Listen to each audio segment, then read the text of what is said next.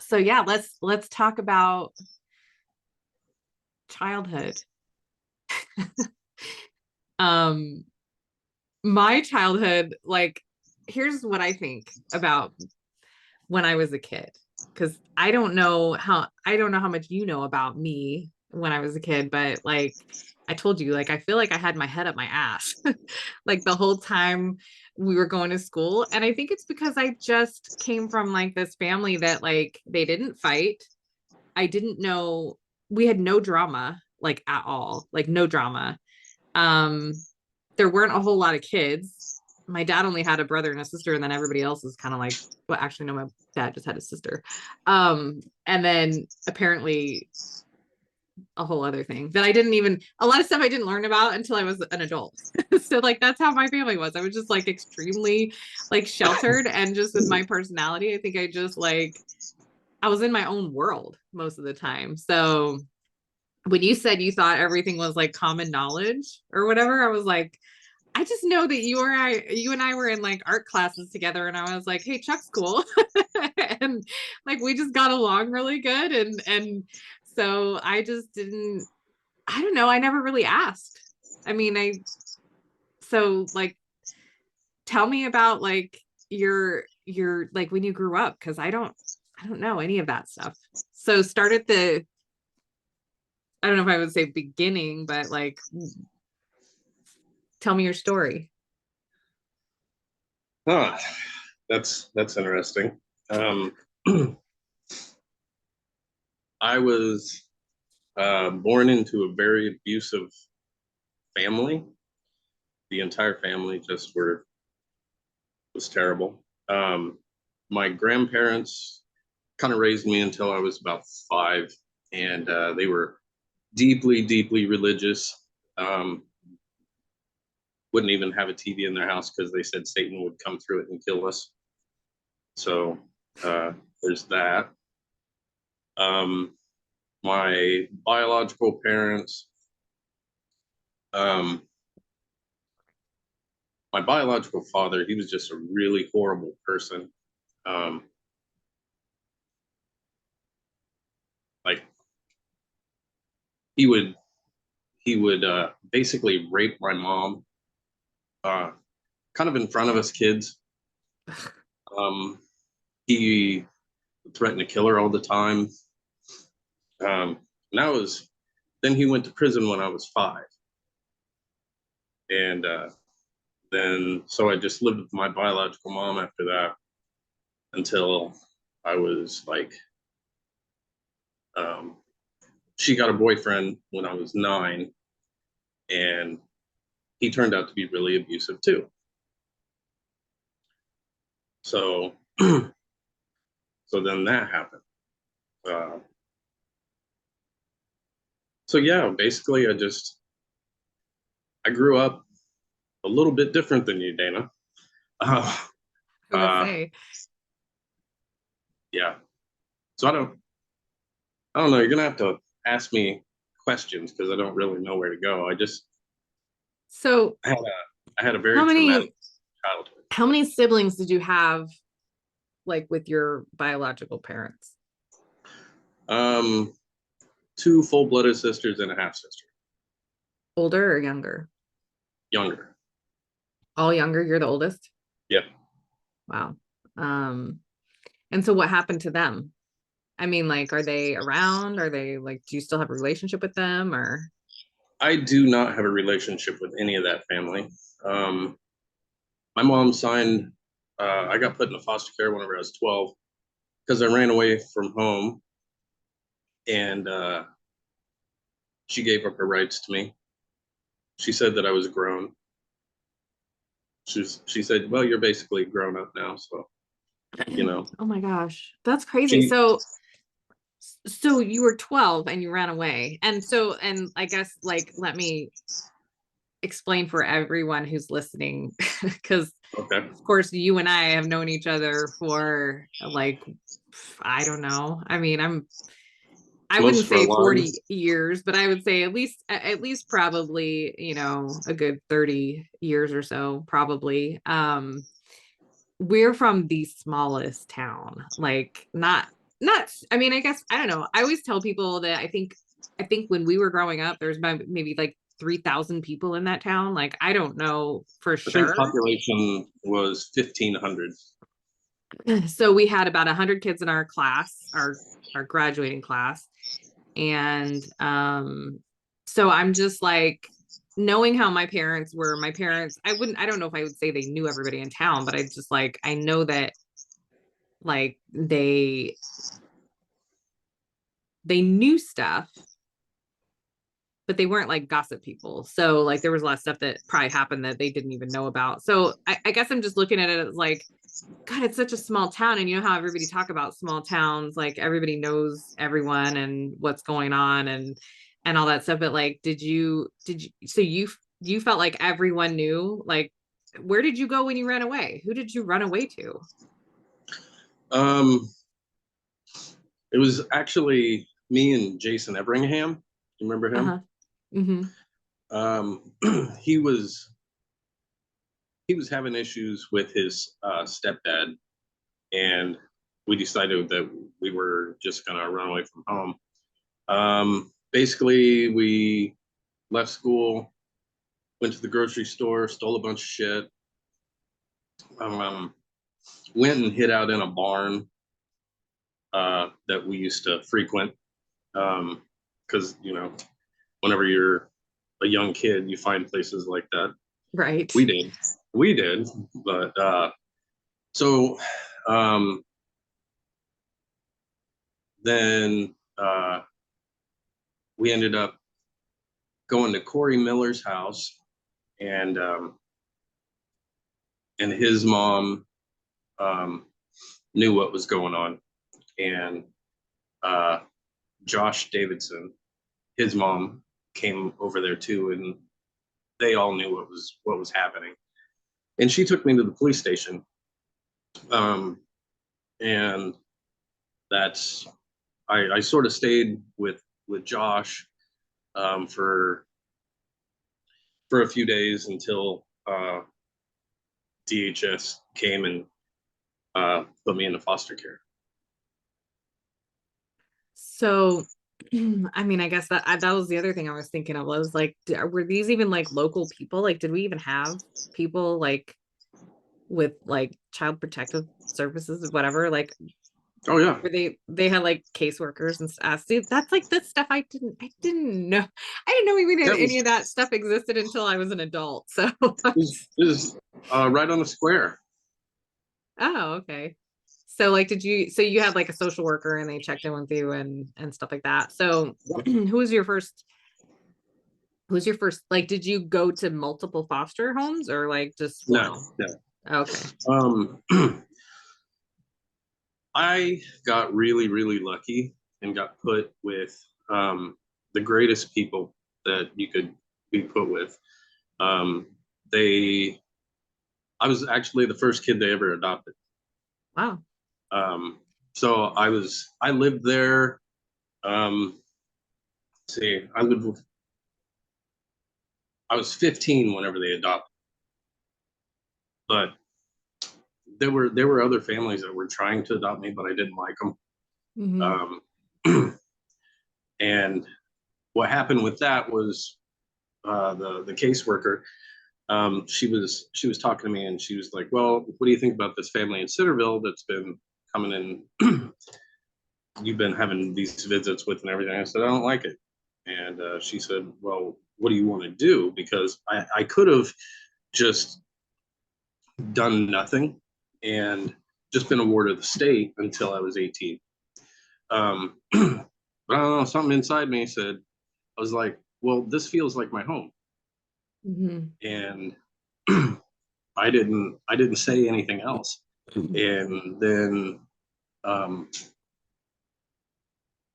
few days later, um, I got called into the living room, and my caseworker was there, and Johnny was there, and my foster parents were there. And they said, "Do you want to be adopted by us?"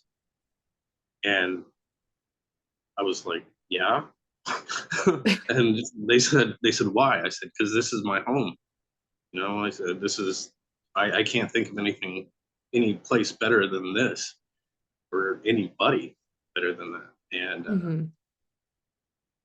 they said, yeah. That's And cool. So was Johnny their only biological kid? yeah, they got into fostering because they were hoping, um, after my mom had Johnny, she couldn't have any more kids, and she Hmm. wanted more kids. And they got into it, um, with the purpose of adopting. Um, they wanted to adopt a baby, Hmm. but instead they adopted 15-year-old me. You know, because I'm You hit the awesome, jackpot. and they fell in love with me. So, Yeah. Well, that's good. I mean, it doesn't matter how you get there, right? yeah, Sometimes, it's just you got there, and then so how many did they adopt after you? 8. Wow. Wow, that's really cool. So, like, how many kids? I mean, obviously, was it all while you were still living there, or did you grow up and move out and then they adopted more? Yeah, I grew up and moved out, and then they just kept on adopting kids. Uh, That's kind of cool. I mean, were they all like kids your age or like younger no, or just all different ages? all different ages. Um, the oldest one that they adopted was 17, and the youngest one that they adopted was like 3. Oh, okay. So, and um, 2 of them, okay, my sister had a brother that got placed. They both got placed from an Amish family into that home, and Wow. they both got adopted. And then there was another set of brothers that got adopted too. So my parents, my mom especially, is very much like, oh, I can't let anything happen to these kids. I gotta keep them here so nothing can happen to them, you know. Yeah. And she just sort of went crazy and wanted to adopt every kid that came in. Yeah. Well, I Which, can see how that could happen, you know, especially when you have a heart for taking care of kids who've been through a lot of stuff. yeah, Um, they were special needs parents. So kids mhm. that had like really emotional problems and came from traumatic backgrounds and stuff like that. Kids like me. Yeah. Well, they probably had a lot more patience than a person who maybe didn't have to deal with special needs or a child that had other emotional needs, you Yeah, know. because Johnny, he had his disabilities, you know. So I mean, they were used to the emotions that come with all that and everything, and then so these kids would come. Sometimes we got really bad kids, you know, but most of them were pretty cool. Yeah. Well, that's good. Yeah. Because I mean, you always hear, you see on TV, and that's like really the extent of my knowledge of people in the foster care system. I've never really had a whole lot of experience, even as an adult, with, and maybe I've met people, but I just didn't know. But like on TV, you see it's like, kids bounce around from home to home and have horrible experiences with their foster families, and Some do. so Like I said, I got lucky. yeah. So Well, and I imagine we're from such a small town, there probably wasn't a whole lot of different options for foster families. I mean, there actually was quite a few. really? Yeah. Oh, okay. Well, that's news. See, I told you, like, I just didn't know. I don't Well, even whenever remember. you, I don't know. Like, when did we start hanging out? Like freshman year? yeah, Because I don't remember junior high hardly at all. we didn't hang out. We knew each other in junior high, but we didn't. We sat across from each other in study hall, and somehow we kept that up. We kept getting the same study hall What's and sitting across Yeah. from each other all through high school. For 4 years, we did that. I don't know how the hell that happened. Well, I think at the beginning it was probably because before you were Roberts, we were probably alphabetical. was Oh, probably probably, yes. it was probably the alphabetical thing because I'm like, that's the only thing I can think of. And then somehow, as the years went on and you did change your last name, it probably just, I don't, who knows? Like at that point, we probably were able to pick our seats. I don't know. Oh, probably. Yeah. But that makes sense. I mean, not that it doesn't even matter, but I remember senior year, like just, I think I had like 3 art classes a day. And so we were in like every class together. Yeah, they made up art classes because they ran out. So I did a lot of what was called independent study, Yeah. which which was great for me. And I learned how to um I would get out of a lot of classes because I learned how to copy Lori's signature. I could still do it. And so I would write notes for people to get out of class Oh and my God. signed by Lori. I should tell her that because I'm really good friends with her now. But I should tell her that. I think that'd be funny. Well, you don't have to tell her. You could just send her the podcast. She could just find out like everybody else. Um, but yeah, no, I just remember, I don't know. I don't even really remember high school all that much. Like I just wanted to be done. Like, but I started working when I was 15. So from the time it was like the fall of probably sophomore year till end of senior year. I worked Monday through Friday from 4 to 9 after school and then Saturdays 8 hours. So like I had no life. I just went to work. Well, yeah, me too. We worked together because there was only like two places in town that you could work if you were a kid. The grocery Uh, store for and like IntelliSell. $2 an hour and IntelliSell. Yeah. Yeah, I was like that was two it. dollars an hour, $5 an hour. Let me take the five. Like And you got to sit on your ass and play BS cards. with everybody else that worked there from high school. So Yeah. Yeah. That was a good time. I mean, for high school jobs, I think it paid the most. And, it wasn't hard. It was just kind of I look at it as like a rite of passage. Like who hasn't had to do like telemarketing sales at some point in their life? But if yeah, you're so our what age, uh so I remember graduation. I remember you gave me a kitten. what? You gave me a kitten like somewhere around graduation and then it died. Like it died. Yeah, you don't remember that? No, we lived in the country and we had cats, so I'm sure Yeah, that I it was think you just gave me one of those. Yeah, and it was sick. It got sick like the day after, a couple days after, and it wound up it didn't make it.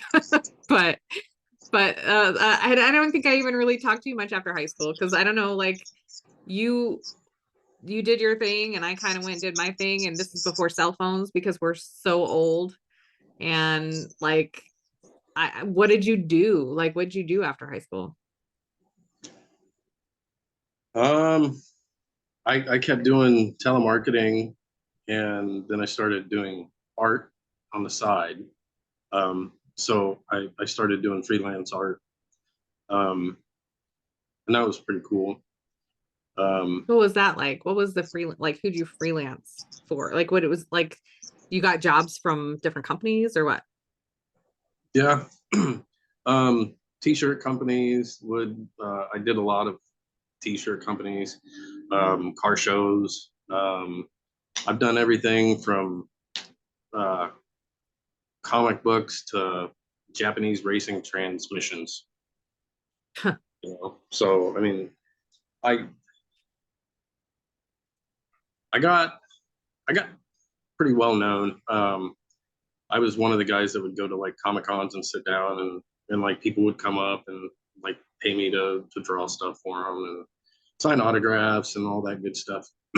And but after my son was born, my wife at the time, she said, "You're done. You're not going to do that anymore," because I would I would be gone all the time.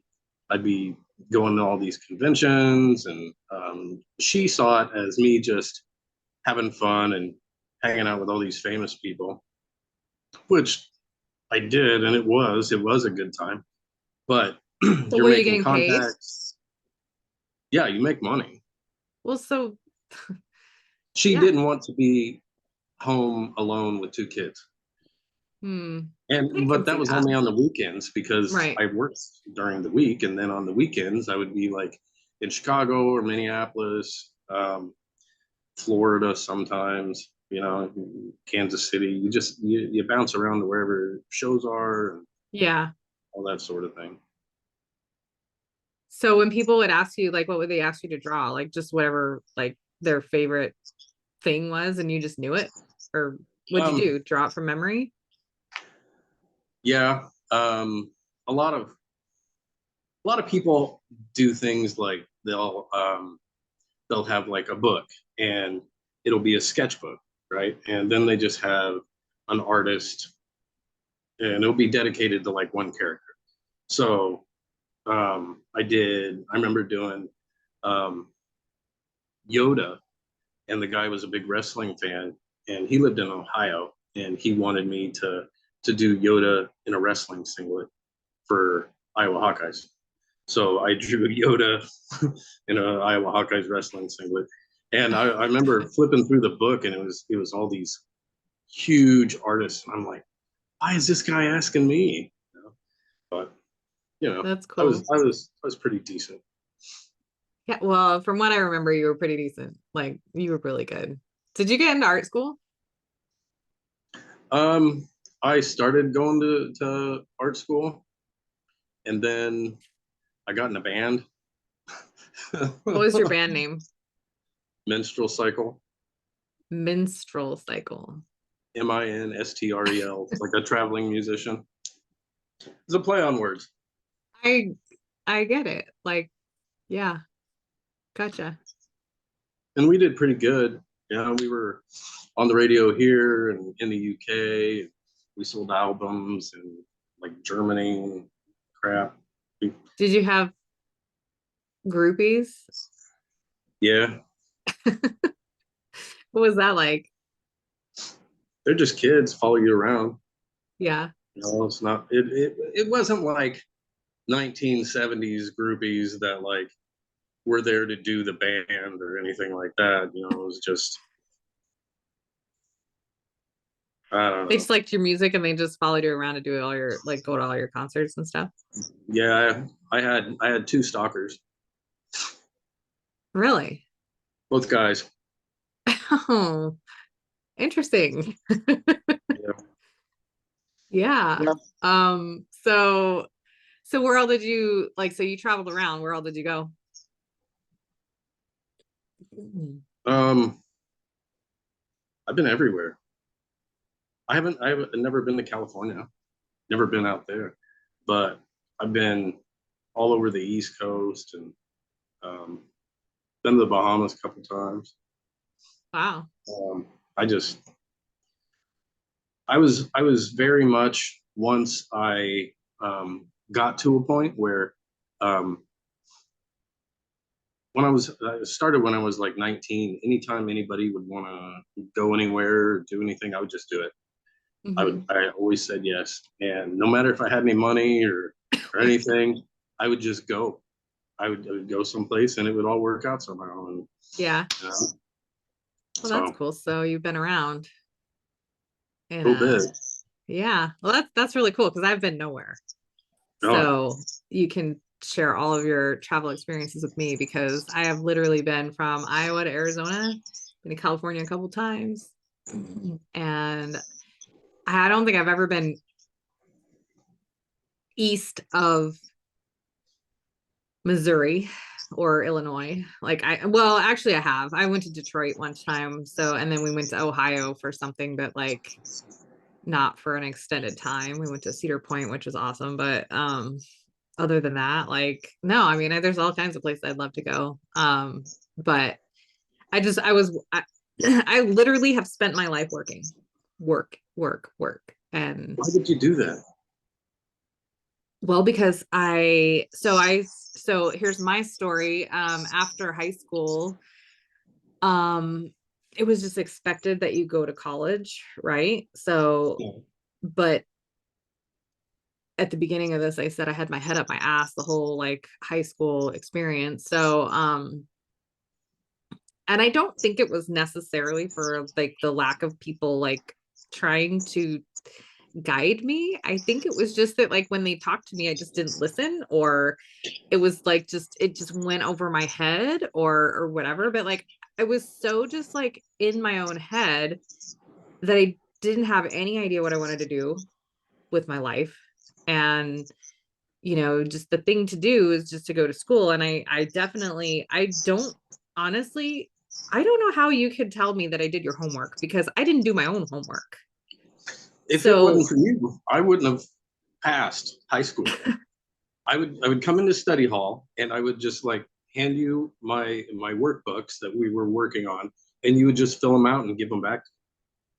I don't remember that. Like, so I'm like, how did I don't even remember doing my own homework. So, I mean, like, I basically just got through school with like B's and C's because that was just the bare minimum that I had to do to like not get in trouble at home. And to keep my job. And I just wanted to work and make money. And I felt like even though I was working all the time, I never had any money because I just spent it all on like gas and food and But you got things that I didn't understand, like French. So like French to me was really hard because I didn't want to do it. I just thought that you had to have so many years of a foreign language for college, mm-hmm, you know. And that was I just wish my kids wouldn't go to college because right. it's a fucking waste of time, Right. waste of money, Yes. you know.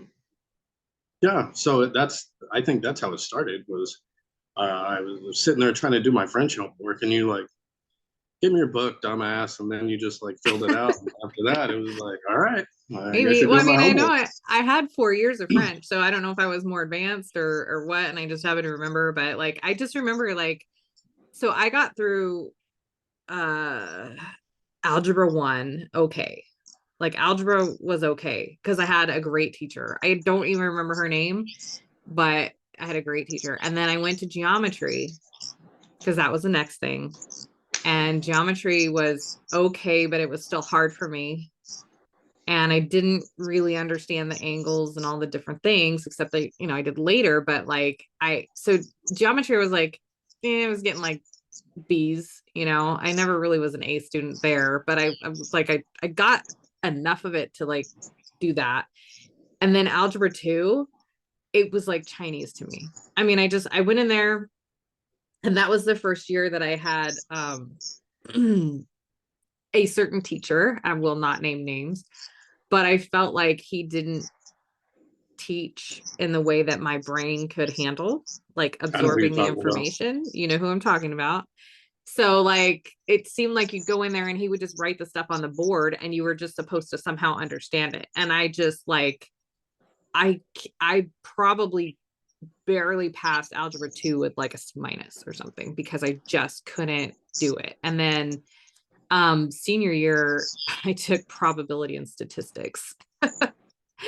And that was like the best class ever because we had the wrestling coach as a teacher and he was gone for like half the class because it was the last hour of the day and they always had to leave early to go to like wrestling meets and stuff like that. And so like he would he'd come in and be like, okay, well, this is your assignment for today. And then, we just sit there and like and do it. Or like sometimes he wouldn't even be in class and like, but when he actually did, when he was there, like he knew how to teach. He knew how to get you to like understand and probability and statistics is not really that hard. There's a couple of like equations and stuff, but like I mean, I think I actually got an A in that class, but then again, it wasn't, I don't know, but like that was probably my favorite class ever. And then when it come to like English and stuff, like writing papers and, um, I sucked at writing papers. Like I just, cause I never knew what they wanted from me. Like I never knew, even though they would tell you or write this about that. And it's like, I always felt like I was doing it wrong. No matter what I was doing, I always felt like I was doing it wrong.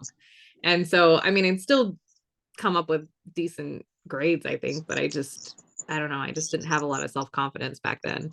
But yeah, so I did community college for a year after school. And then I realized I was wasting my money, huge waste of money. I took a couple of classes that I thought were like just core classes for like just a regular associate's degree and nothing.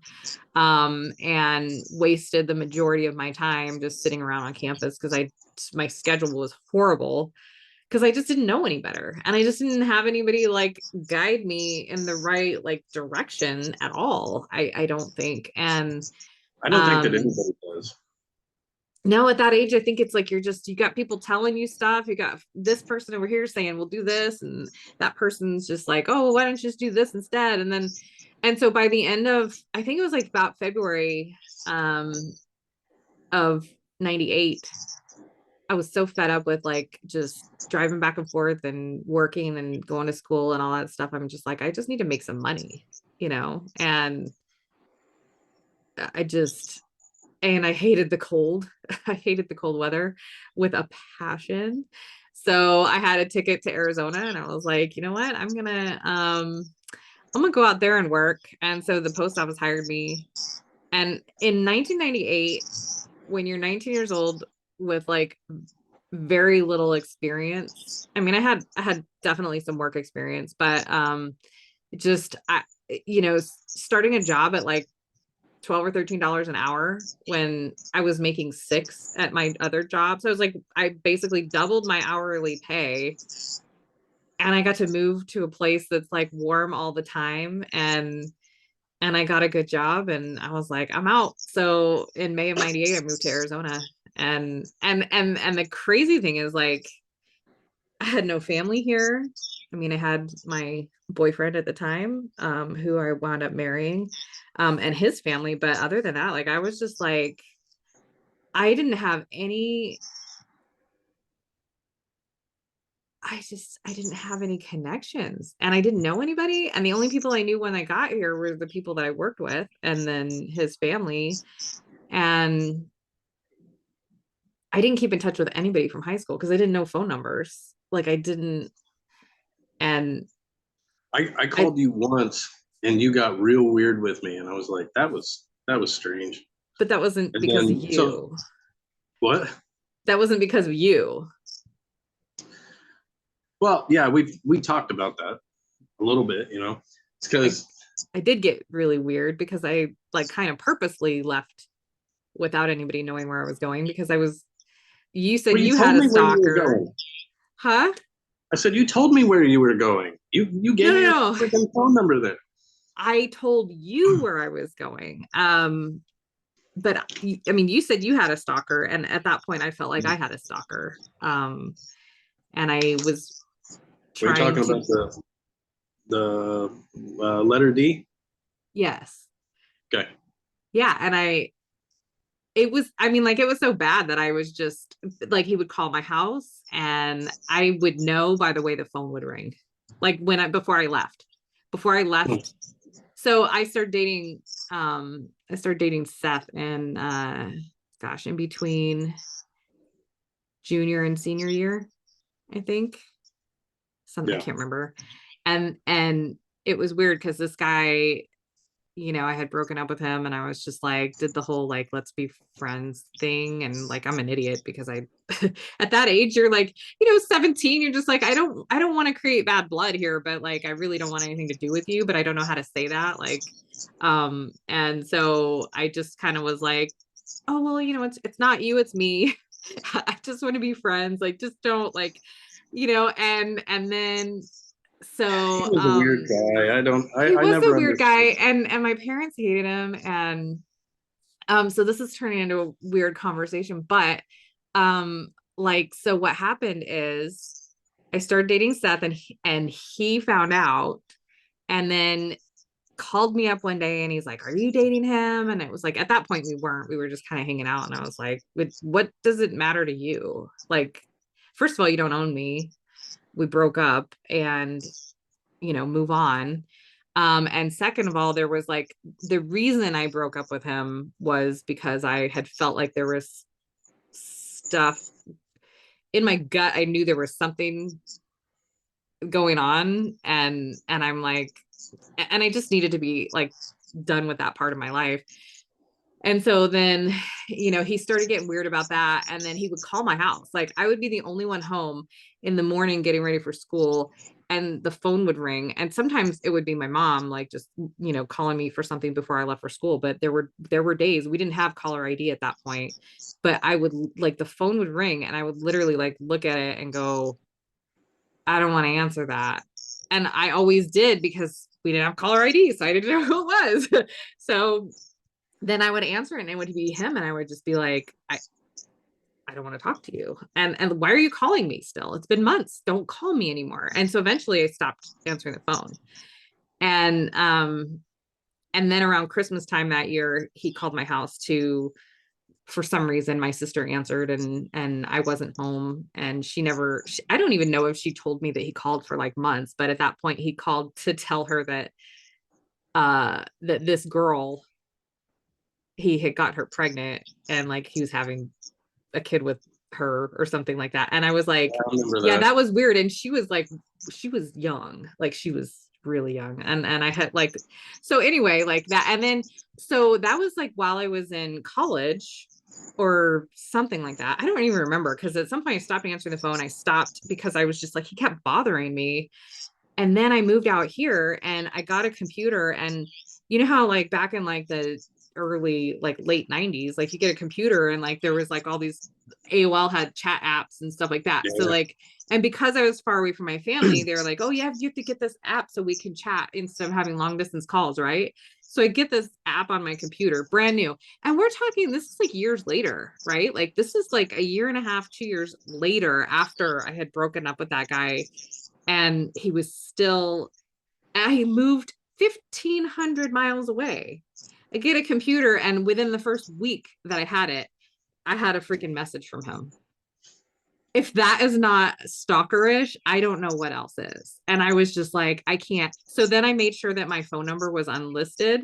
I made like from that point on, I was like, I am just unreachable. And I mean, I guess it worked to a point, but it sucks to have to do that, because then you cut yourself off from everyone else. Because I didn't want anybody else having my number, because I didn't, it's just like you put that out there, and then I don't know, it was weird. It was really weird. And it was creepy. And I was just like, I don't want to deal with it. So when you called me, that's why I was weird, because I was like, holy crap, how did you get my phone number? Because you gave it to me. I don't remember. I don't remember. And I probably just wasn't expecting it. It was probably just whatever was going on in my life at that point. And it was because, And you're like recently you asked, you're like, well, why did you call me? I was like, because you were my best friend, dick. No, I mean, come on. right. I Well, I mean, didn't know that. well, we didn't talk about it back then, No. we've talked about it since then, but at the Yeah. time, like I had like three friends, and you were like my best buddy. I think you were my only friend. Like, and when I say that, I mean, like, you were but definitely my best friend. And that's probably anybody who's ever met me or talked to me in the last 20 years has always somehow, like, if art comes up or high school comes up or like friends in high school, I'm always like, oh yeah, Chuck was my best friend in high school, like, so everybody knows about you. But like, it's just funny, because like you're the one person that I can like remember. I mean, there's of course everyone else. I mean, I had a lot of Anybody. acquaintances, but I Yeah. just remember that you and I were the ones that like hung out the most, like of anyone else. And I just I felt like I didn't fit in. I mean, it Well, really just didn't feel like I fit in anywhere, because I wasn't really, really good at school. I didn't get really, really good grades. And I feel like there's like a class of people that do that. And I wasn't one of the popular kids that like was always hanging out. And I felt like that kind of came, now I look back at it and I'm like, I kind of think that the popular kids, it was because of their parents being Yeah, friends, probably is why they that's were true. friends with each other. And like, cause I see that now. And then I'm just like, as far as everyone else, like I got along with everyone. I think. I mean, I don't think I had any like problems with anybody. I just don't think I had anybody that had like a real like connection with, if that makes sense. Yeah. Yeah, I was kind of like that too, except like I was able to weave in and out of like all the different groups because I had Mhm. stuff in common with all of them. You Yeah. know, like I wrestled, so I got along with the jock guys, and I was the art guy. I was the art guy, You and were. so like anybody that needed anything like that, they came to me. And I grew up really poor, so I was really cool with like all the poor kids and stuff like that. I just was able to get along with everybody, and once I stopped being a violent child, I and I discovered music. That's what I think. That I think that's where me and Adam became really good friends is because of music.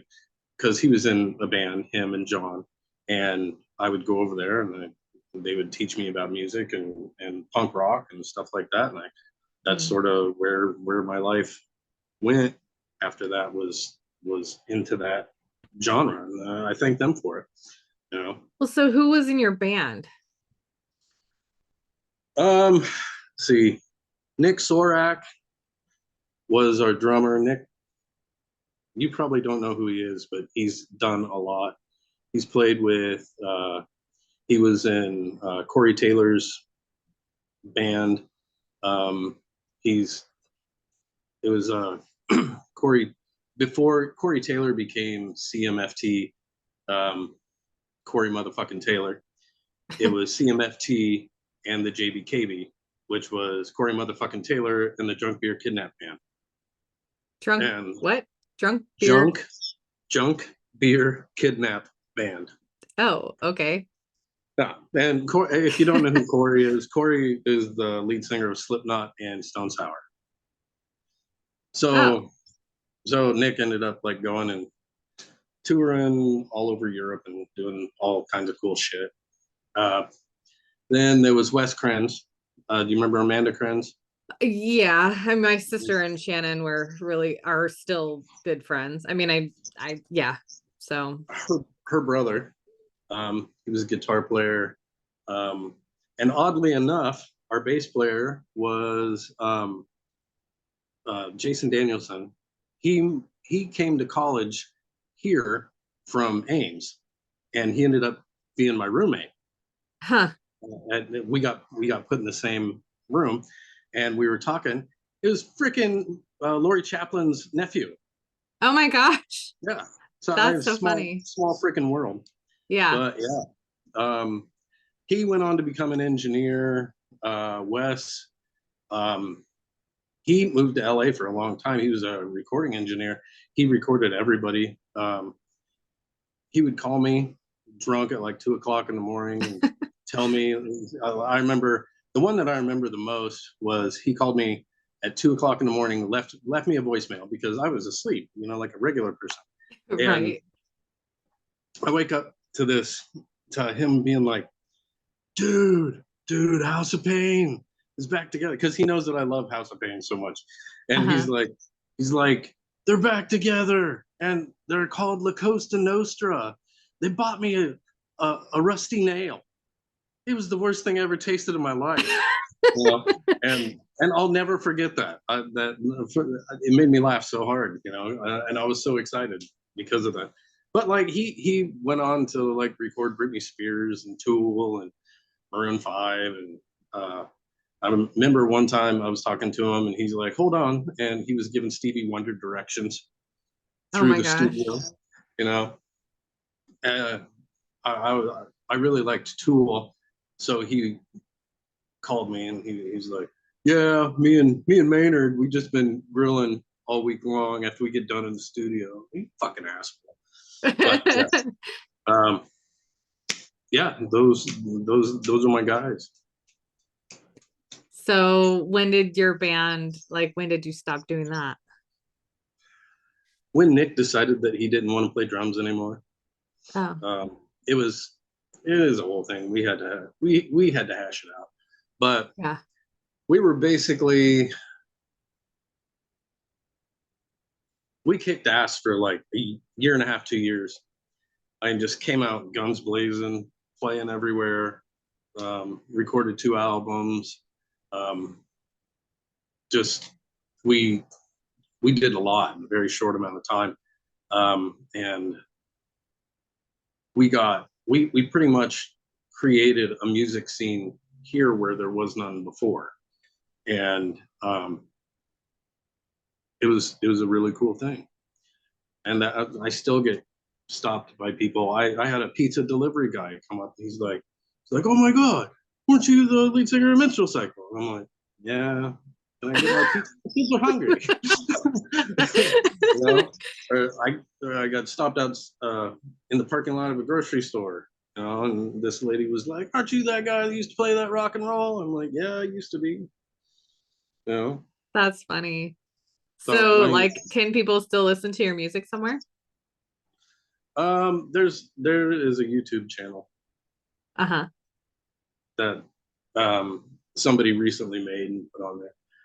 So I guess if people want to check it out, it's Minstrel Minstrel Cycle.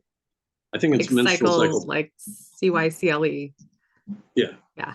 I think it's called Minstrel Cycle Punk. I'll look it up and I'll link it in the show notes so So people can find it if they want. I mean, yeah. like, let's be honest, like, people are still listening to music from the 60s and 70s. Oh yeah. So it's like music lives on. It's not that it's bad. It's just that you guys didn't, as a band, you went your separate ways. So it doesn't Oh mean your no. music is any like it's not that it's bad. It's just that typically people stop listening because or they don't stop listening to it if they listened to it before, but no, like it's not in front of people because you're not out touring. Yeah. Like we had quite the following. Um, Mm-hmm. it was good. It was punk rock back in the day. You know, I mean, like I was the epitome of punk rock, and everybody knew it. And I was just I don't know. We had a connection that people don't have very often, but it was just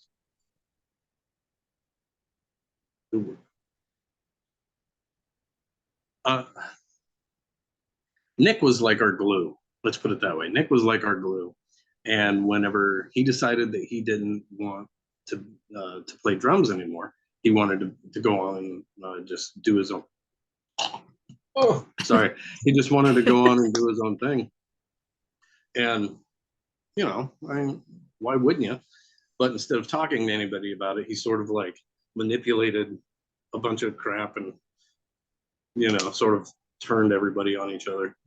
Yeah. And we talked about it you know, uh, later on in life, and he's like, "Yeah, that's kind of a dick move, I guess," Yeah. But Well, we all look back and go, well, maybe I could have handled that better, yeah, like live and learn. I mean, what year was it? Like, let's just be honest. What were you, like, 21, 22? I was 22. Yeah, Yeah. See, 22. we're all stupid at that age. I mean, can't speak for the 22-year-olds now because of social media. They're like way more Oh, advanced than we were, but like, oh, they're dumb. They're oh dumb. yeah, still dumb, still dumb. Mike, Like, I just got a kid in college. Trust me. I mean, sometimes I can't even talk to him. I mean, I can't talk to. I know this is going to make me sound old, like an old man, like that asshole old man is like, "Get off my lawn." But I I don't want to talk to anybody under 30, except my kids because I love them. But right. but like anybody under 30, once they start talking, I just want to fucking smack them. You know, I just don't get it. And there's all these. Okay, so like my oldest, my daughter, she, I don't know what her gender is. I called her a girl one day, and she flipped out on me. And she's like, "Don't assume my gender." And I'm like, "I was there when you were born. I wiped the crap out of your cooch. I know that you're a girl, you know." Yeah. And and she apparently she doesn't have a gender. Yeah. So it's stuff like that that makes me go, "What the is wrong with you? No, and Come on." and I, without sounding, I don't know. It's like these days I feel like you're like walking on eggshells to like Yeah, we don't know what to say because it doesn't matter what we say. It's gonna offend someone somehow in some way. And it's like, and all I'm like, when you say that, and I was watching a TV show recently, and it was there was a character on it that was non-binary, which I guess is what it sounds like your daughter is saying, that she doesn't have a gender. yeah. But then this person got into a relationship with a woman, and I'm like, I I guess I struggle with it's the fluid thing, the gender fluid thing Yeah, is like, yeah, that's what she says, that I she's just gender fluid. I just don't. So you get to be whatever you want whenever you want, like, or See, and that's the and thing. I why, mean, and why is it so she's bisexual. I get that. I'm I supportive. get that I'm very too. supportive. And that's what I Like, get that too. So what's wrong with having a gender associated to you and then being attracted to whoever you're attracted to? Like, that's what I I don't don't know. I think people have the freedom to do that, but like the fact, I think it comes down to the words and the usage of the words and definitions in the dictionary. And it's like, I don't I don't see a problem with people being able to have something to describe themselves, whether or not that defines you or not. Like, but Yeah, like some of this stuff is just like I don't understand. So you can have somebody who says that they don't have a gender and they're a sexually a male, right? Like, it's that's the technical term for it, maybe. Because now I'm just going to sound like an idiot. But and I honestly, this is like where my brain is at right now. It's like I can't you even can wrap just my cut mind all this around it out. because I don't care. Like, I don't care, Yeah, honestly. Like, all it's whatever you want to do, as long as it's not hurting my child or hurting someone who can't defend themselves, do whatever you want. Like, honestly, really, like within the law and like without hurting someone else and taking, raping someone or, forcing someone to do something they don't want to do whatever. Like, you do you. I like literally don't care. Um, but I feel like there's so much being forced on us as far as like the words that we say, the words that we use, the words that like we're trying to define people. And it's like they don't want it to be defined by something, but yet if you can't define yourself, if you well, that's have the no thing. self-awareness, if you don't understand who you are as a person, how is anyone else supposed to be able to accept you for who you are? Because like, if you don't know and if you don't want to be defined, everyone else is just left questioning, like, who the hell are you? And what are Yeah, you? And and how am see, I this supposed to is talk to like, you? And you're overcomplicating the situation, because if I can't just look at you and go, hey, dude, and not have you go, I'm not a dude. Like, my daughter calls me freaking bro and dude all the time. I don't get offended by it. I just go, okay, whatever. I'm mom, and I don't really care what she calls me, other than she better not call me a bitch or an asshole.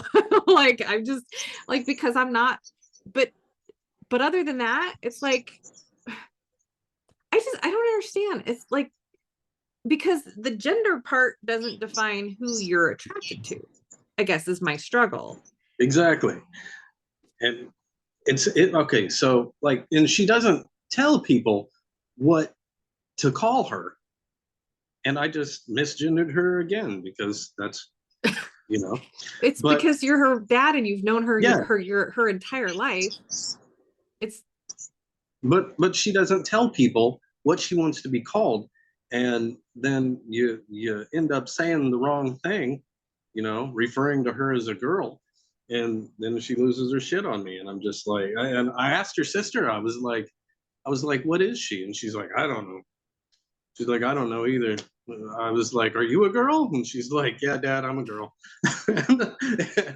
you know, and so I just asked my kids all, like I went down the line. I'm like, are you a boy? Are you a girl? Are you a girl? Yes, yes, yes. So she's the only one that I can't refer to as a girl. Yeah, okay. All right. But I can't refer you to her know as anything, apparently. I mean, I think that's where, like, right now as parents, it's very difficult for people, like for us as parents, with kids that age. It's very difficult because we're walking on eggshells every minute of the day, depending on what their attitude is about all of that stuff. And I mean, like, it's just, life is hard. Life is very hard. It's complicated. Relationships are hard and complicated. And thank God I have managed to figure out boundaries in my life and understand the things that I have control over and the things that I don't have control over. And let's just be honest, I have zero control over what you think my gender is.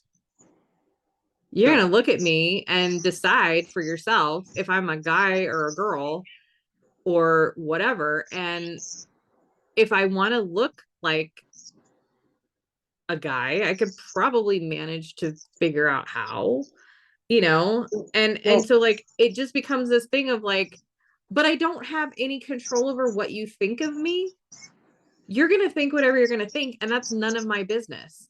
If you don't like me, okay, well, that's too bad, because I know I'm a decent person, and I didn't do anything wrong to you or do anything specific. We just don't mesh, apparently. And then, so, like, when we talk about boundaries, it's like I have no control over anything outside of my body and my mind, right? Zero. yeah. Like, when it comes to my kids, I can give them advice and I can try to teach them and I can model the behavior that I would love to see from them and show them a good work ethic and show them how to be a good person. And we learn all these things by, like, watching, but at the end of the day, they're going to make the decisions that they're going to make, and they're going to go do the things that they're going to do. And I have to be okay with the fact that, like, what they're doing is not a direct reflection of me and my choices necessarily, because they're in control of what they do, right? Yeah. And so, I think that's where we're struggling with that stuff, because, like, oh, you called me the wrong thing. Oh, I'm sorry. But then the fact that you're cramming it down my throat, that I have to say that you're something else that I've known you as for the last 20 years, or I have to, like, treat you a certain way because of the way you feel. Like, wait a second. No, I get to treat you how I want to treat you as my family member. I love you. I'm treating you with love and respect. And I'm sorry if you view this thing as disrespect, but that's not my point. My point is, this is just who I am, and this is who you are to me. And, like, I think this, like, this idea that other people are supposed to, first of all, like, be forced to treat us the way, like, we're forcing them, or talk to us the way we're forcing them to talk, or all of this. It's like everything's backwards, right? Like, everything's backwards. Like, I can't control literally anything outside of myself. So for someone else to try to say, you have to talk to me like this, you have to call me this, you have to do this. Okay, if you tell me your name, I'll call you whatever you want. but when you change the game on me, I mean, like it's always been like, okay, well, I got married and I changed my last name. So my last name is, whatever it is. And that's that's just kind of, yeah, okay. But like when you know someone as one thing for 20 years and then all of a sudden they change their name like that, and then it's like, oh, okay, well, and I mean, I even know people, I know someone who decided they hated their parents, and then that became the reason why they changed their first name. Still a woman, still the same person that they've always been, but all of a sudden they're like, well, I hate the name that my mother gave me and I hate her, so I'm going to go change my name and have it be something else. And it's like, but you're 40 years old. Everyone in your life has known you as this for your entire life, and then all of a sudden you change your name. Nobody knows. It's just comical. Like, what is wrong with like, I don't know. What's your take on that? My take is that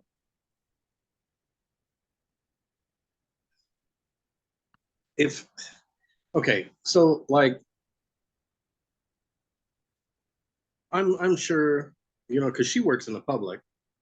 So if she is at work, I guarantee you that she doesn't freak out on somebody that calls her a girl, because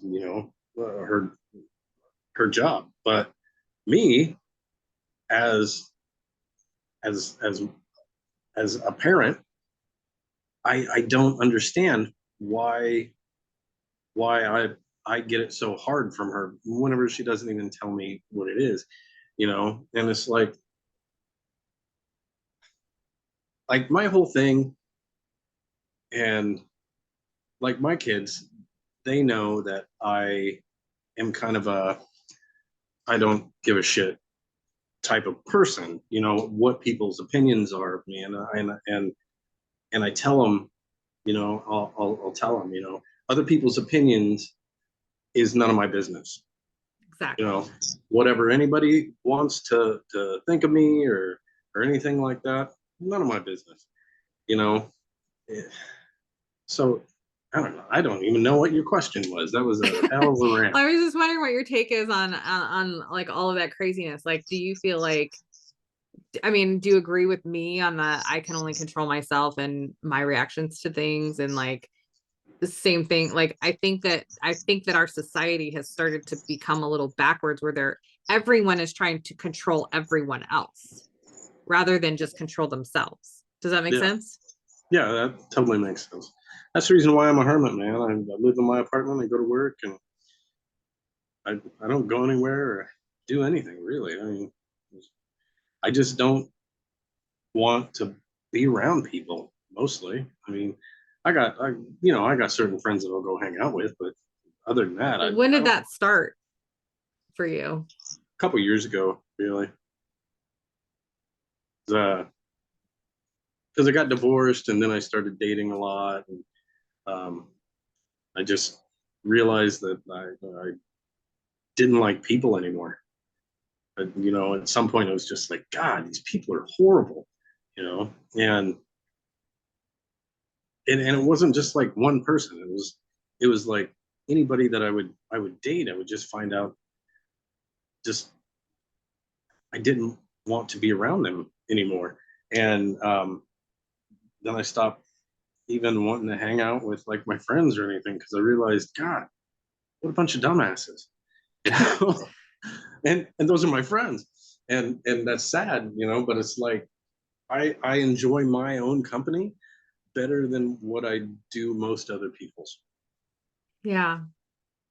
Well, I kind of understand that to a point. I mean, I have a job where I talk to people a lot, obviously.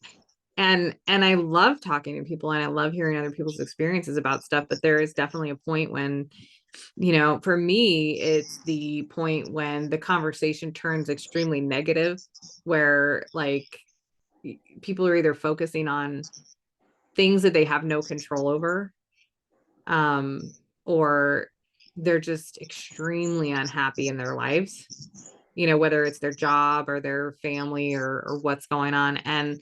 And then I start to get to a point, like after I've heard that a few times being around the same people, I just go, look, you know what I mean? I have goals and I can read books that will help me expand my mind and my knowledge and stuff. And I would rather be focusing on the positives and and like not necessarily the future, but like I would rather be focusing on things that are making my life better than to be sitting around just talking about how crappy my life is right now and not thinking about what can I do to change it, you know? And so like when you get to that point, like, I mean, there's definitely days after talking to people all day long, I just go home and I'm like, I don't want to talk to anyone. I just want to sit on the couch and turn the TV on and just zone out, you know, because I just, I basically what I've broken it down to is that I think that there are so many people that are only out for themselves and they try and use everybody around them to get something for themselves. And I'm not into it. I you know I just I would rather just be a good person and live my life than deal with all the other crap that all these other people are sort of pushing and manipulating and all that crap. You know, I'm yeah. just not into it. Yeah. And I think in some ways you're right. I also think too, like from what I've seen just going through life, because when I was younger, I delivered mail. So and I delivered mail to a lot of 55 and over retirement communities, and you know, so just older people, and they would come out and talk, and you know, like some of the people we, you know, you kind of feel bad for them almost sometimes, because it would be like the getting the mail, like the mail person showing up was like the highlight of the day, you know. And then you go, gosh, God, you know, when I'm that old, I hope I have something else going on in my life rather than just watching for the mail person to come. Because I mean, but at the same time, you know, I mean, they have other friends, I'm sure, and family and stuff, but it's just like they just congregate at the mailbox sometimes. And but I think as we get older, we just realize who we want to spend our energy with, Yeah, and some of that negative stuff and some of those people, it's just like I don't have the energy. And you know, I hear this a lot, you know, people talk about energy, and like there's some people who are um like energy vampires. Like they just like when they get around you, if you have good energy, they just suck it out of you, and then they will drain your emotional battery, and then you have to go home and recover from it. And so and I've heard that like in different terms. Like sometimes I hear that there's other people who can give you energy because you're just being around them makes you like happy, and like makes it just makes you want to go and do stuff. And so like, but then I also hear about it in terms of you know, introvert versus extrovert. And like introverts have a tendency to recharge when they're alone. Like you really need time to recharge by being alone. And extroverts sometimes being around other people is what helps them like have energy. I don't know. So I'm just kind of, I feel like I'm an introverted extrovert and a extroverted introvert. I don't know which way, but I do love being around people. I do. But at the end of the day, I mean, like when I go to like work events and stuff like that, I have no problem talking to people at all. Like I oh yeah. love if anybody knows me Once I from get there, it's just I don't want to. You know, right. it's like there's this thing where I'm like, now I gotta But once you go get there and fucking you're be with fine. people. Yeah, once you get there, yeah, it works out.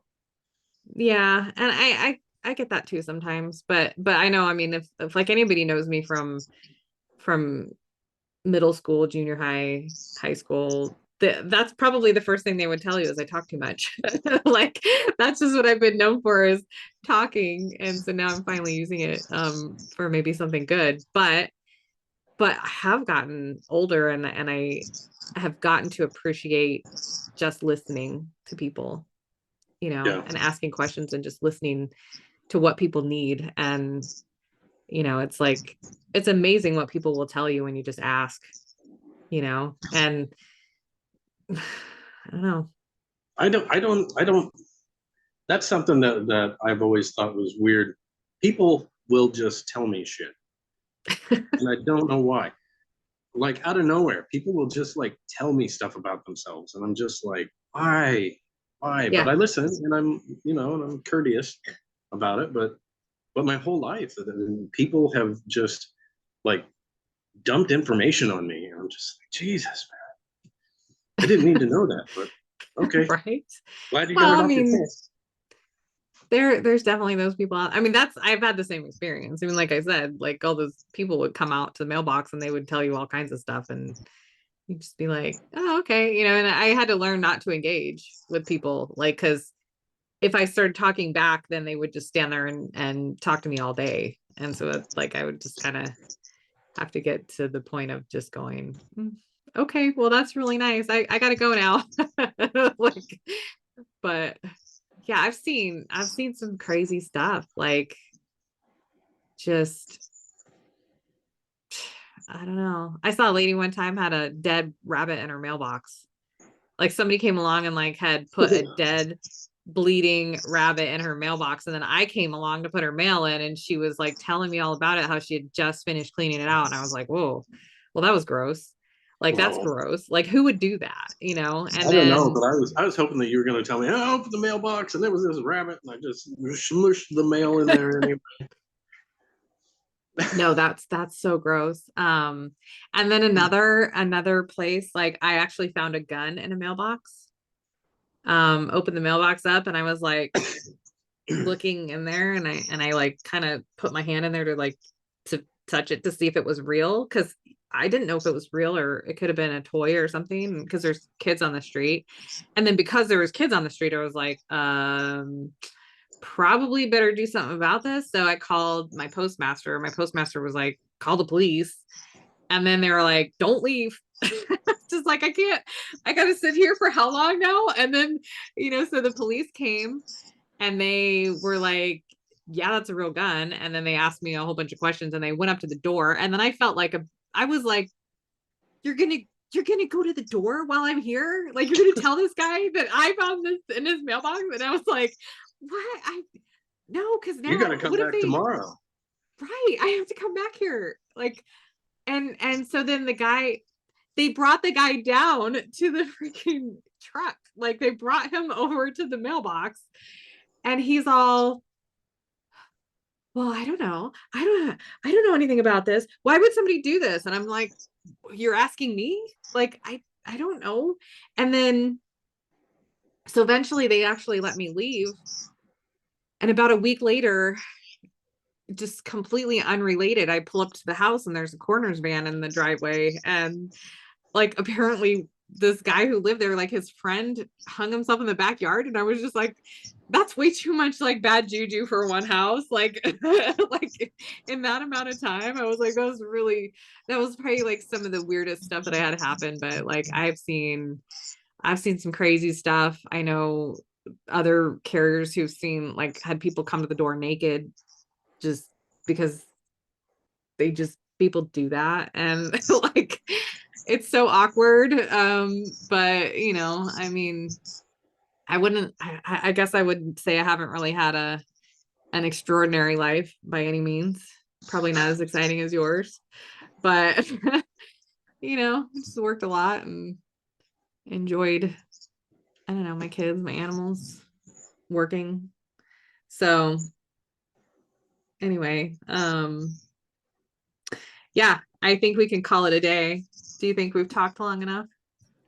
I think that we talk like normal. Well, I know. I I was nervous at first because I told you it was going to be normal. but you told me what you wanted to talk about, and I haven't talked about any of like my childhood or anything, Well, but then we yes, you got off did. topic. What did you What? want to talk about? No, I didn't want to. No, I'm just saying that I was worried that I was going to have to talk about my childhood, and I did a little bit, but I was like, we Well, do didn't you get want to into really it. get into that? Do we No, need to get into no, that? Because like, no, because no, would it you help you anybody? were just, who knows? Probably not. I Probably mean, you not, went no. through crap and then you Yes. were lucky enough to get adopted by some really great people. Yeah. And I think that right there is helpful enough to anybody who's, you know, not like any kids are going to be listening to this anyway, but like people who might foster kids. I don't know. I mean, just, but to know that there's actually good families out there, you know, it's not all Yeah. crap like they show on TV. Yeah. I don't know. I mean, like what else is there? Like, I mean, obviously I know No, that like I we've was, I talked about a was, lot of things lately. Um, I just didn't, I was just worried that you were gonna, because you were like, oh, it might get dark. And I'm like, oh, fuck. I'm gonna have to talk about all the abuses that I went through, and that's why I was nervous. That's why I said that, because it's like, well, okay, so let's not talk about that specifically, but like did you get counseling or anything for any of that stuff? Have you yeah, ever when I had was, yeah, like whenever I was oh, a okay. kid, I I didn't understand counseling then. Um, I've gone through counseling as an adult, which has really helped me in my adult life. But Mhm. as a kid, I was just like, "Fuck you guys! I'm not. I don't want to talk to anybody about anything." You know. Well, were you embarrassed or was it more of just like you were just mad that you were put in that situation? I didn't like people knowing anything about me, and yeah, it was embarrassing. I mean, whenever you go through things like that, you don't want to tell people that hey, I was molested or I was beaten or I was starved. One time, this is gross, but uh, one time I threw up and I was made to eat my own vomit Oh, because it was a waste of food oh my for me to gosh. throw up. And I mean, like whenever I say I went through trauma, I went through fucking trauma. Yeah. And I can talk about it now, but it's not something that I try and put out there. And especially going to a stranger as a teenager and telling them those things, yeah, it is completely embarrassing. You don't want to talk about those things, so I wouldn't. I just refuse. And But so, later on, okay. So like sorry to interrupt you, but do no, you're good. you yeah, so it was embarrassing and you didn't want to talk about it, but did you ever feel like they might not believe you? I don't know. I never really thought about that. I guess because I mean, my life has sort of been like a fucking cartoon. You know, I mean, I mean that's whenever people start finding out stuff about me, they're like, Jesus Christ, you did this and you did that and you did this and you did that. And I'm like, yeah, I did. I did all this crazy shit that nobody does any of. And I've experienced more life by time I was 25 than most people do their entire life. I've gone Mhm. through so many different things, and people just don't get it, you know? So I don't really get into it or talk about a lot of stuff, not on purpose. If somebody brings it up, you know, then yeah, I talk about stuff. Other than that, no. Well, yeah, I mean, there's especially like being, I don't know. I mean, so you see people out there and they've gone through something really hard and then they become like the spokesperson for it, right? Like, I mean, I have definitely used my past experiences in a lot of ways to try to help other people, right?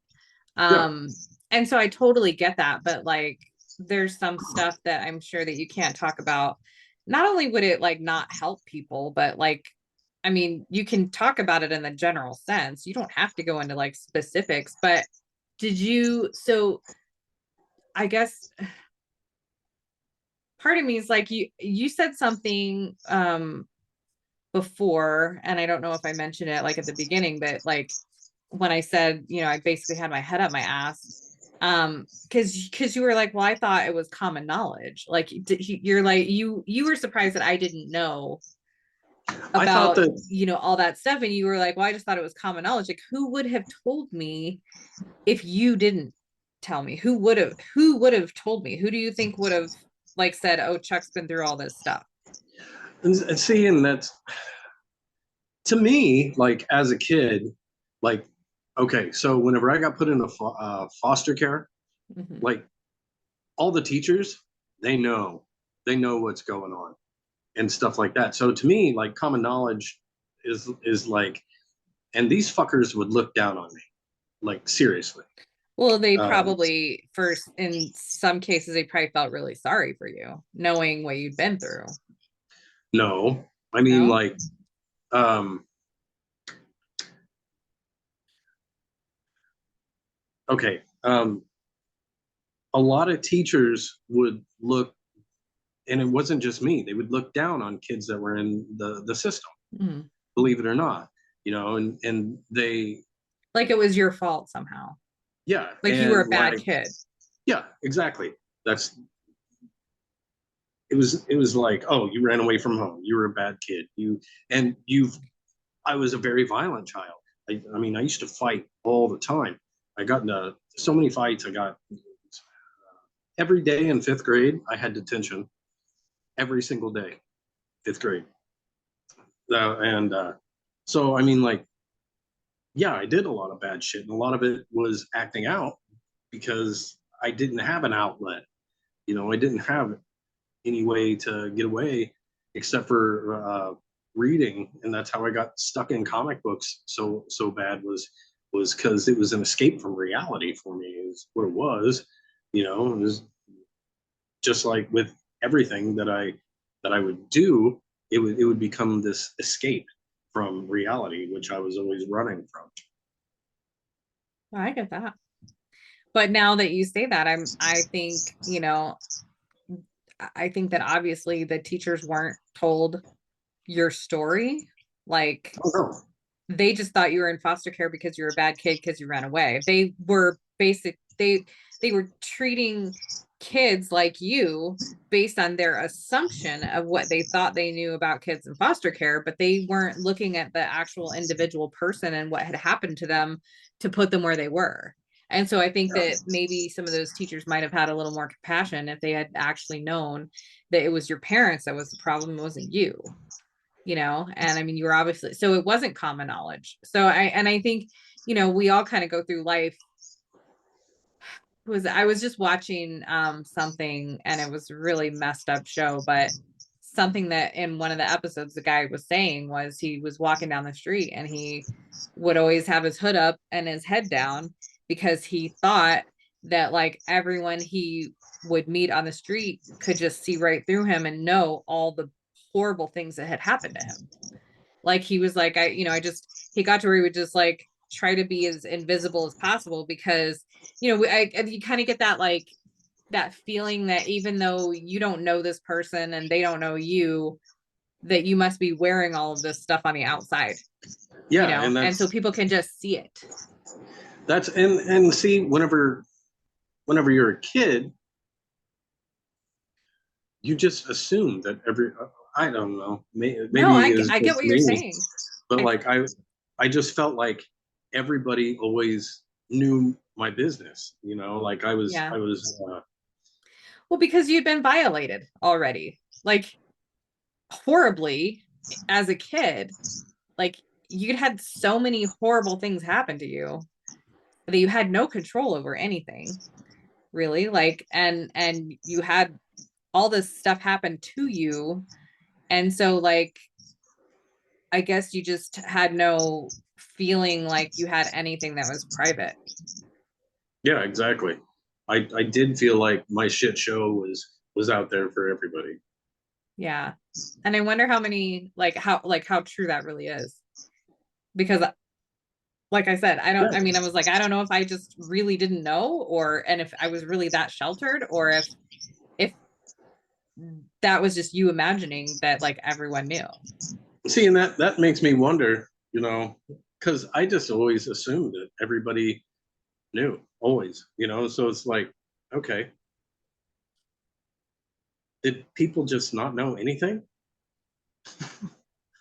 Because first of all, we're If from you a small didn't tell town. people, if you didn't tell them, the only way they would know is through the rumor mill and gossip. And it's like,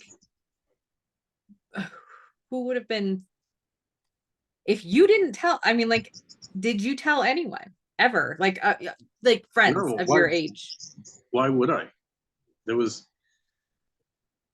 there was you don't want to, like I said, you know, it's Yeah, you embarrassing. You don't don't want to want tell to. people. That's what I'm saying. So how would any of the people that we went to school with, how would have they have ever known? I don't know. I just assumed that they did, you know. I Just like, I'm just like, it's common knowledge, you know. People just know, and apparently they didn't. You didn't, well, I and mean, I didn't, and I was like one of your best friends or your best yeah, friend. I don't know. Like I I I and don't I know. like I didn't tell you, you Yeah. know.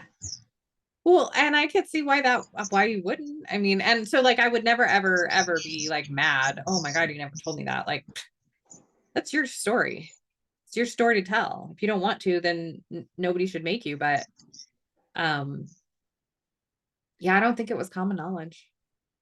And you know what? That like so then we go back to like, okay, well, so all through school, if you thought that was common knowledge, you know, I had horribly low self-esteem, honestly, like all through school where I probably didn't have any reason to, and so I look at you where you had all these friends and you got along with everybody and you really like had like you understood all these people, and me, I was kind of like I just felt like I never fit in anywhere. So it's interesting if you really think about it. Like I should have been like I should have, because I really did probably fit in with everyone else and I just didn't know it. So I think we See, all just like everybody has their own messed up story. but like I didn't like have like a click or anything. I never really actually fit into a peg. I was just able to get along with everybody. Yeah. Well, and I kind of feel like that was me too, but I just didn't have like close friends outside of school. So, but I don't know. I guess here we are. We survived, We you did know. survive. Um, and I look at my, my kids and I'm just like, I don't know if it's better or worse that they grew up here as opposed to like a small town. I mean, I Everywhere think, is the same. yeah, That's my knowledge from being from being well traveled, is that everywhere that I've gone, people are the same. You know, I mean, like the view might change a little bit, but other than that, people are people. yeah. And there's certain places that I don't like Nashville and Atlanta. Those are horrible fucking places. I think you told me But about Atlanta. I think you were warning me about that place. God, But um, but I mean, for the most part, anywhere that I've been is people are just people. You got awesome people and you got shit people, and the majority of people are shit. You know, but I mean, it's like it's on an individual basis. If I look at humanity, I think what a shit show. But if I sit down and I talk to somebody, then I can really be interested in that person. mhm. But I don't. People in general, I just stay away from. You I think know, I you're mean, just not around enough of the right people. maybe. Because I think I have experienced that. Like I definitely have gone through like times in my life where I isolated myself and didn't really get together with friends and stuff. Um and then something happens and your true friends really show up when you need them. And then you start realizing, you know, I have a lot more support than I ever would have even thought I have. So like that has happened. I mean, I just living far away from my family, I guess, gives me a little bit of a different perspective because my friends are my family here. You know, like I have my family. I love my family. We all get along great. Like there's no, but we don't talk a lot because I just don't live there, you know? And I think it's different. And so like when your friends and your coworkers and stuff like wind up kind of taking you in as their family, you know, you just get a different perspective on people sometimes because, you know, you realize that like you don't get to choose your blood family, Yeah. right? Sometimes. And but the people who become like your family and that it will be there for anything that you need, those are the ones who really matter, you know? So it's like, and I think as I get older, my circle, like it's gotten smaller in some ways, but it's got bigger in some ways, you know? So it's like right now, I have more people that I'm closer to than I have ever had in my life. But at the same time, like, I don't hesitate to cut people out either. Yeah. Like, so if there's even the slightest, like, I'm beyond the age where I want anything to do with drama, right? Like, look, I've got things to do. I've got my business that I'm trying to, you know, like that I'm working on, and I have goals. And I don't need someone else's garbage coming into my life and affecting that. So it's like, if you're gonna misconstrue something that I said, I just won't talk to you anymore. Like literally, it's that simple for me. Like if you don't know me by now, and I'm not talking about you, I just mean like I just no response is a response. Oh yeah, It's definitely. I refuse to engage. And you know, even this week I had something happen this week and it was just like,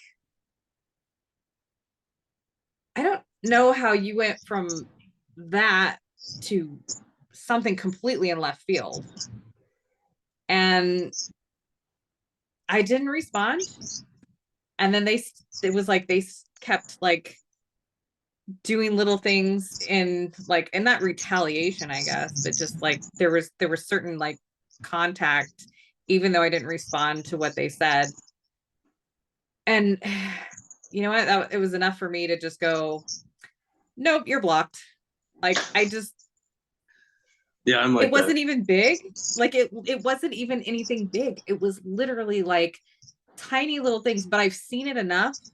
I've seen it happen to other people. I've seen it enough in my life that like I'm not even going down that road, not any farther. Like unless you show up at my door and apologize for having the wrong idea of something, like first of all, you didn't even ask a question, you just accused me of something that like is not even relevant in this conversation. And so like, no, I don't owe you anything. I don't owe you an explanation. I don't owe you an apology. I don't even owe you my friendship. We're done. And that's just my philosophy these days. It's just like, we're done. Move Yep, on your way. I don't need that's the this. way I. And I'm not going to fight to keep people in my life that don't want to be there. And, you know, I mean, I know some people will probably get offended by that, but it's like, you know what? I mean, stop judging people. Stop jumping to conclusions. Stop making up stories in your mind. Stop projecting all of your insecurities onto me. Like, just stop. Just if somebody doesn't, I just don't know. Like I don't know, but I don't have time for that garbage. Like I literally don't have time for it. And I don't think anybody here does. And it's just like I have zero interest in trying and I mean I get the same way sometimes with clients too. Like I love helping people. I love trying to show people what's possible in their financial life, but I can't help everyone. And No, it's like if I sit down with you and you are like fighting me the entire way, go find someone else to help you then. Like I'm not, I know what I'm talking about. I'm a freaking expert at this point. And I've done this crap for myself. So I'm telling you from my own experience, this is how you got to do it. If you're going to argue with me and you're not even an expert and you haven't like been studying this for a long time, then by all means go find someone else who will indulge your ideas and your fantasies, because I walk through reality all the time. I'm in reality. Here is the reality. If you don't believe me, that's on you. I believe 100% what I say and what I mean, I'm not perfect, so it's not like I don't ever make a mistake, but I'm just like, I know that what I'm doing and what I'm telling people is 100% honestly what I would do myself. So I wouldn't tell somebody to do something that I wouldn't do, right? That's 100%. And so like, but yeah, I've had clients that I fired. Like, no, sorry, I'm not a good fit for you. I've had people who've come to me and I've said, well, if that's what you want, then you can, you might need to find someone else, because that's not what I'm here for, and I think you just get okay with that. Like, because there was definitely a time in my life where I wouldn't have turned down anything. I would have been like, oh, okay, I'll do whatever, and it's like, no, it's not worth it. So Good for you. yeah. So anyway, I think we're about done.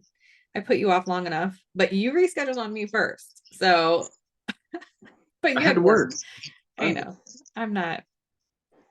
That's just like, that was my life this week. I had like 6 interviews scheduled, and pretty much everybody had to reschedule, which they all rescheduled, so they're gonna happen. But I got a couple of them done, which is nice. And so, Well, you're gonna have to sort through all this hour and a half long garbage to figure out what to keep and what not. But yeah. but thank you for talking to me. I mean, thank you for Oh, I sharing always some of talk your to you. story. And I really think that at some point, somebody's going to get something out of